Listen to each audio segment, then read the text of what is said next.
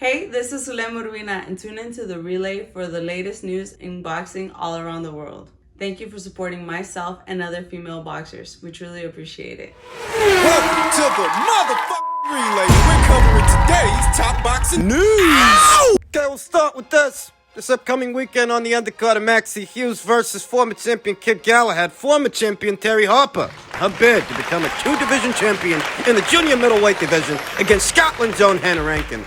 Let's get down to brass tacks. What do I think is going to happen here? Durability and punching power of Hannah Rankin versus the speed and athleticism, the quickness of Terry Harper. There's two ways this goes. It's either Hannah Rankin drills Terry Harper, outsizes her, outfights her, gets her out of there, or Terry Harper outfights Hannah, outmaneuvers her, and outspeeds her, and wins wide on the cards. Wins a points decision. I don't get the sense that I don't get the sense she can knock Hannah out. Hannah's always been a very strong woman, durable. She's only ever been knocked out once, and that was at the hands of Savannah Marshall, the biggest puncher anywhere at or around these weights. Hannah's not chinny, Hannah's not fragile. Hannah's tough. And if anybody's gonna hurt anybody, Hannah has the power to hurt Terry. Terry Harper, the former champion, having moved up from 130 pounds up to 135, from 135 past 140, past 147, all the way up to 154 pounds. Can she pull off this miracle? Sporting a professional record of 12 wins, 1 loss, 1 draw, with 6 knockouts, having been knocked out once. It's ballsy what she's doing. She might be able to pull it off, and here's why. Terry Harper, I don't think she's more durable than Hannah. Don't think she punches harder than Hannah, but I do think she's faster than Hannah. Given her natural athleticism and the speed advantage that she will have on her side, I think Terry Harper can perhaps pull off a points decision on the premise that she'll be faster inside and outside of the pocket. Faster in the exchange and faster on her feet. Faster than the reigning champion, Hannah Rankin, who sports a professional record of 12 wins, 5 losses with no draws, 3 knockouts, having been knocked out just once in her professional career at the hands of the biggest puncher anywhere at or around these weights, Savannah Marshall. And Terry Harper, skilled boxer that she might be, she's nowhere as near as concussive a puncher as Savannah is. So if Terry's going to pull this off, it's likely going to be by way of a points decision, alternating between offense and defense. She's got to be like butter on a frying pan. She's got to be slippery. Stay slippery. 1 lapse in judgment, 1 defensive lapse in judgment. Hannah could get through with something hard and really hurt Terry. Hannah Rankin, who's been busy the last 3 years, she fought 2 times in 2020, the year of the pandemic, when all that started. Fought 2 times in 2020, 2 times in 2021 last year, and this will be her second fight of this year, having last seen action against Mexico's own Alejandra Ayala back in May, who she put in the hospital. I don't say that lightly, but it's important to say that. Hannah Rankin can punch. And against the naturally smaller fighter moving up in weight for this fight, she will have a durability advantage and a power advantage over Terry Harper. But she won't have speed. And speed's the ticket. Speed's the ticket for Terry Harper. I don't imagine that Terry is going to keep Hannah Rankin at arm's length throughout the entirety of this fight, though I do imagine that that's at least some part of the game plan. What I envision is a situation to where Terry's slippery in the pocket, mid-range to inside, getting off short left hooks and getting under and or around Hannah's slower sweeping shots, sweeping hooks. I feel like in the pocket, what we're going to see from Terry is short left hooks and uppercuts, mid-range to inside. Going to see Terry alternating from being mid-range to inside with Hannah, being faster in the pocket, faster in the exchange, and getting back on the outside safely, and getting back on that stick, get back on that jab, to control when and where the fight is happening. I don't think she can keep it a long-distance fight all night, but what she can do is control when and where the exchanges happen. 25-year-old Denabi Main Yorkshire woman. She has to be mindful of where in the ring she is opposite Hannah. She doesn't want to let Hannah pin her down. She doesn't want to let Hannah get her on those ropes. That's where Hannah Rankin put Phoenix Ayala earlier this year when she drilled her and stopped her late in their fight. That's likely what she's looking to do to Terry. I feel like Hannah's approach, 32-year-old Hannah Rankin, the reigning champion, I feel like Hannah's approach is more straightforward. She wants to drill Terry Harper, outfight her and outsize her, outmuscling her more than out-hustling her. Because Terry is the naturally smaller fighter, moving up in weight for this fight, Hannah figures she has a natural size advantage. There's more on her shots, more on her punches, and she just needs to throw her weight around. She figures she can hurt Terry Harper, and she just needs to get through with something hard. It's up to Terry to prove her wrong.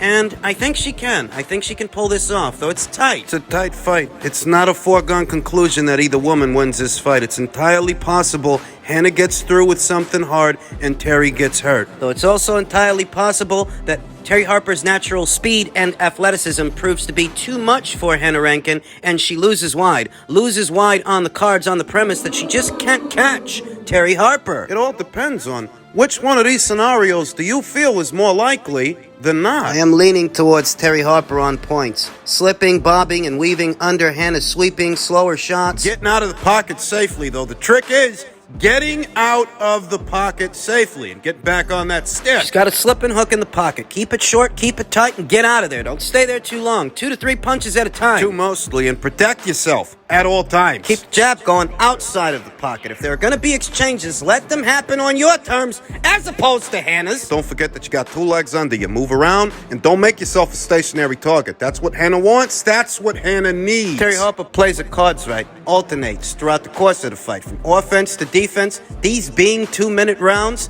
they tend to blow by real fast. Fast enough that Terry Harper, if she plays her cards right, can win this fight on points. And that's who I'm going with this weekend. I know that Terry Harper was stopped on her feet by Alicia Baumgartner, but Hannah Rankin, comparatively, she doesn't have Alicia Baumgartner's speed and countering ability. So Terry Harper on points behind being the faster, more athletic fighter is the logical choice for me. Let's see if that's how this cookie crumbles this weekend.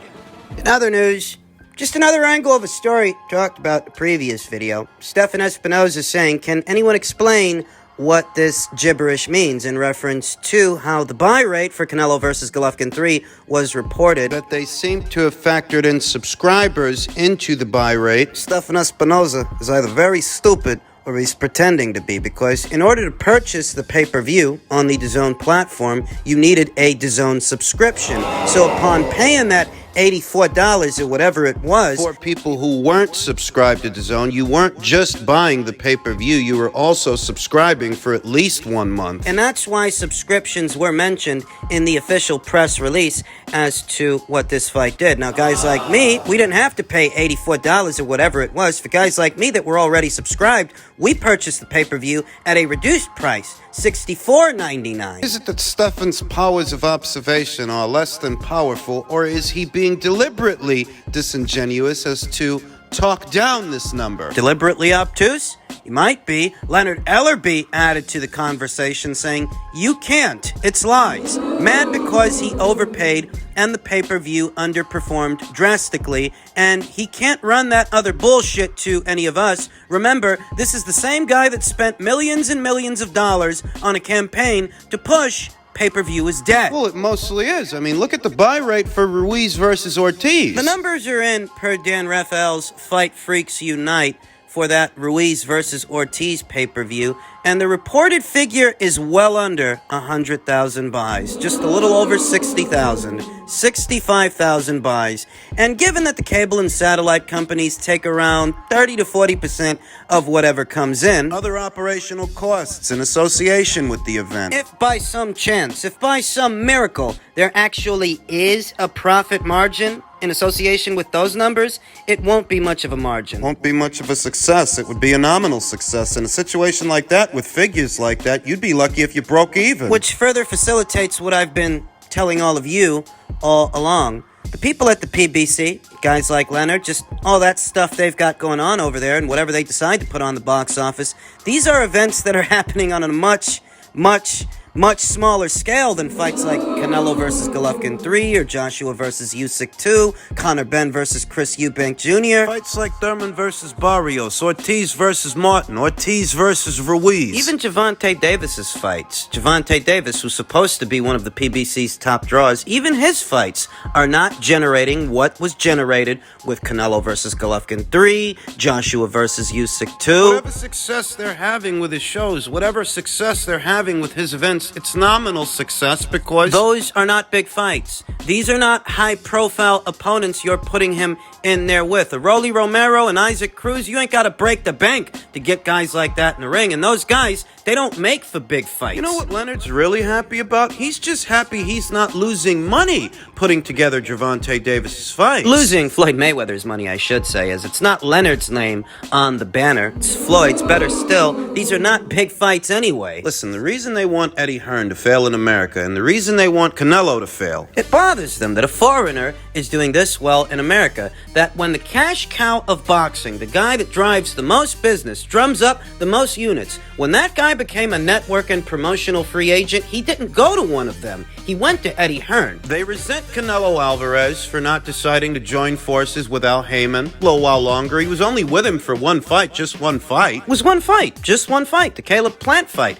After having parted ways with Golden Boy Promotions and going into business for himself, most of Canelo Alvarez's fights have been matchroom fights, matchroom shows. They want Eddie to fail for obvious reasons, because Eddie and DAZN, well, that's their competitor. And when it comes to Canelo, they want him to fail, look to diminish his drawing power, his star power, because every time he gets out there and he puts up these great numbers, he makes them look bad in the process, because nobody, and I mean nobody they've got under contract, can put up numbers like Canelo can put up numbers. You know, I don't actually care which figure you schmucks want to go with. Dan Raphael's figure or DAZN's press release figure. I don't care. I don't want to know. I don't need to know, because what I do know, what I know for sure, is that Gervonta Davis ain't putting up 500,000 buys when he gets out there, let alone 1 million. He'd need one hell of a dance partner to be a part of a show that big. Gervonta Davis has been on pay-per-view 4 times, and out of 4 times he's been on pay-per-view, he's never once cracked more than 300,000 buys. He hasn't hit 300,000 buys yet. You want to understand what this hubbub is all about? It's simple. You had a well-known journalist in Dan Raphael, a well-known boxing scribe, put a figure out there that was an inaccurate figure, a grossly inaccurate figure. So the people at DAZN took it upon themselves to show some transparency and let people know what the fight did, what it really did. I don't think they would have made that press release as quickly as they did if not for that. I think they would have got around to it eventually, but on their own time, though, given that someone was putting falsified information out there in reference to how one of their shows performed. Who the hell did Dan Raphael get his information from in the first place that they would be privy to the figures for DAZN's streaming platform? It couldn't have been anyone at DAZN. And when you see the number of people that are hoping that the platform fails, that Eddie Hearn fails, people like Stephen Espinoza, people like Leonard Ellerbe, you have to start to question, who are Dan Raphael's sources really? I mean, this ain't a traditional situation. It's not a conventional cable and satellite situation. The situation is somewhat more nuanced, and that's why I figured whatever Dan's reporting is likely a partial figure of some sort, partial intel, or just bad intel altogether, fed to him by someone